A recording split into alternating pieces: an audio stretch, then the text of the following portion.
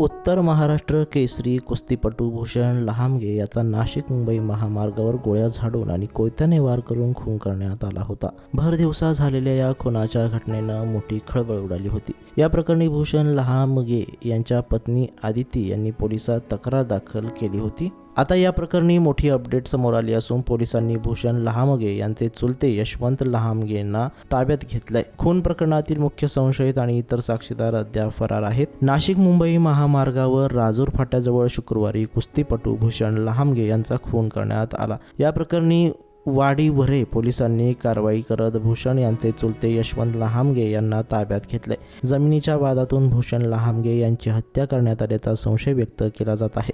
फरार असलेल्यांना ताब्यात घेण्यासाठी पोलीस शोध घेत आहेत. त्यांना ताब्यात घेतल्यानंतर गुन्ह्याचा उलगडा होईल. भूषण लहामगे घरी परतत असताना त्यांच्यावर कारमधून आलेल्या हल्लेखोरांनी गोळ्या झाडल्या. त्यानंतर लहामगे यांच्यावर कोयत्याने वार केले गेले. भूषण यांच्या शवविच्छेदन अहवालानुसार त्यांच्यावर गोळ्या झाडल्या असल्या तरी शरीरात एकही गोळी नसल्याचं समोर आलंय.